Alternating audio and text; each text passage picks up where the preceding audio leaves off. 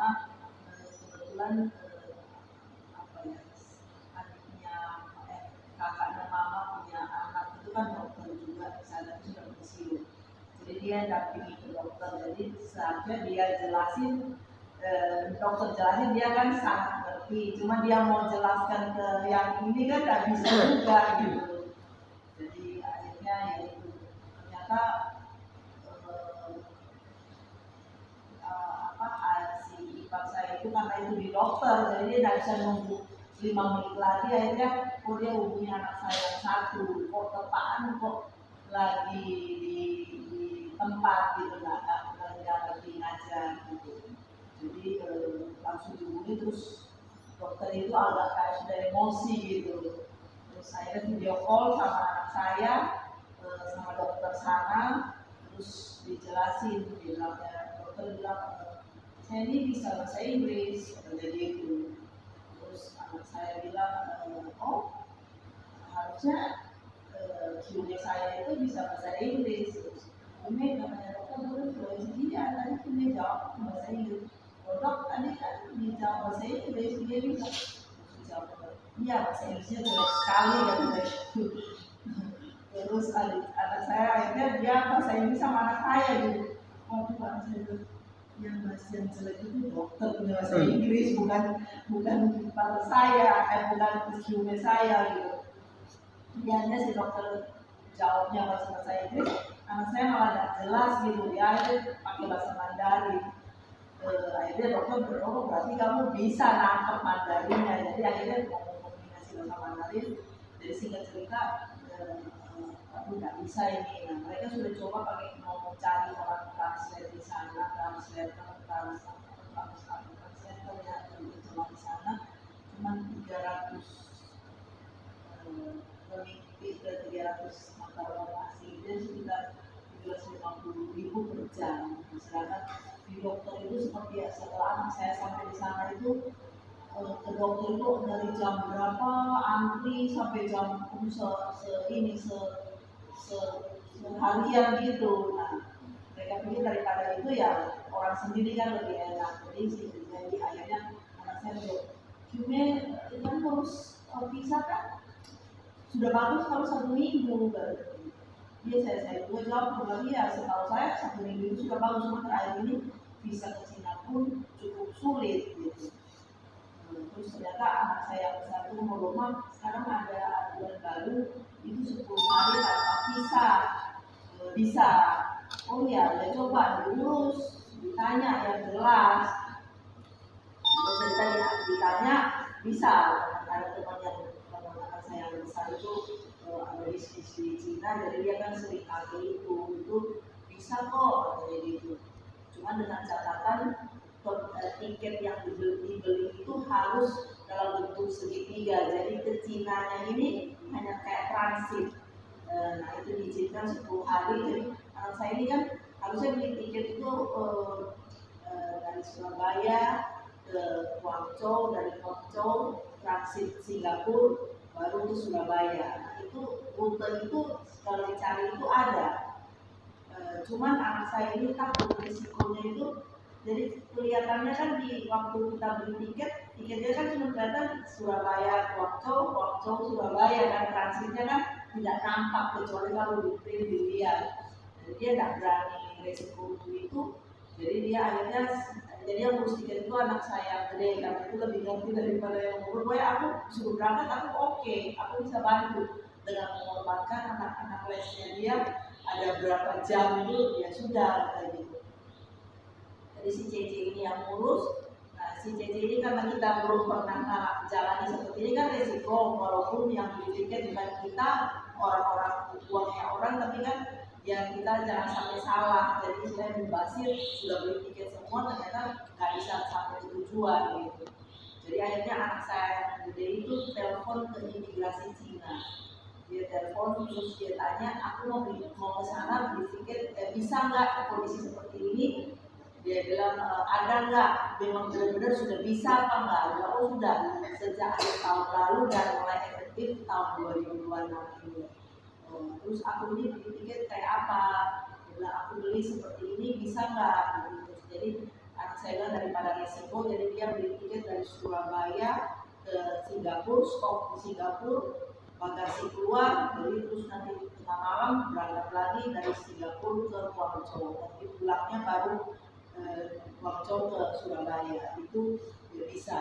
Ya sudah ya, jadi dari sini cerita waktu itu sempat tiket yang kayak transit langsung itu cuma dapat itu lumayan 5 juta PP, tapi karena putus-putus itu jadi mahal, 12 jutaan gitu.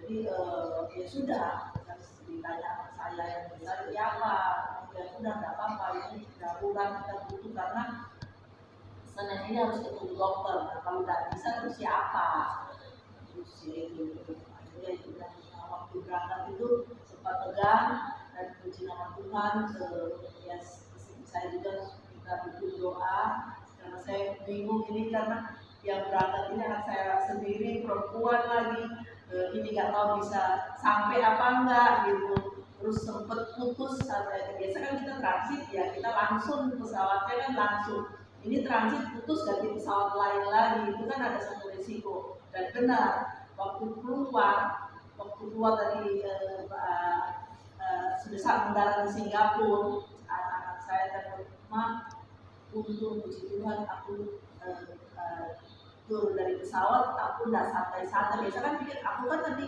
masih 12 jam kalau nggak salah dia berangkat lagi ke Cina dengan pesawat yang tapi kan dia santai aja, nggak perlu cepat-cepat gitu. Tapi karena sendiri, dari dia cepat-cepat turun. Waktu dia turun kan mau ngambil bagasi dia sudah di tempatnya orang.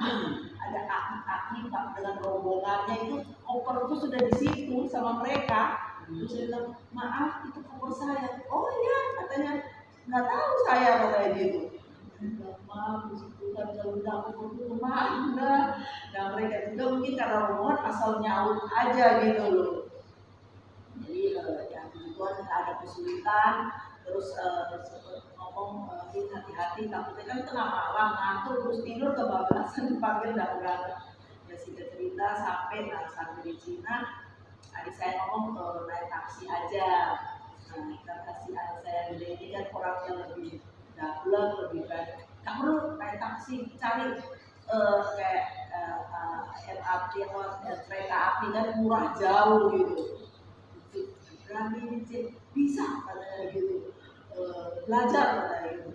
Ya sudah, akhirnya dicoba ya puji Tuhan bisa. Dan bilang sempat anak saya ngomong, "Saya ini baru belum sampai di Cina itu kesabaranku sudah diuji," katanya gitu. Saya cecenya besar dong, dan dia sudah pernah bersekolah di sana, dan dia bilang, "Ih, orang Cina itu kasar-kasar," katanya gitu. Saya enaknya sendiri. Iya, dia WA, "C, belum sampai Cina tapi kesabaranku sudah diuji. Aku lagi duduk tunggu di ruang tunggu, sebelah kiri dia kakak adik, ya satu di kiri satu di kanan. Itu ngobrol itu gini-gini, jadi ini muka aku gitu loh." Nah aku dia bilang, "Maksudnya ya kamu ya cari ada orang gitu." Sampai aku ini kan lagi nonton, muka aku terus nanti over barang nanti gini, terus dia bilang, "Oh Cici bilang, oh kalau aku itu sudah tak tampil."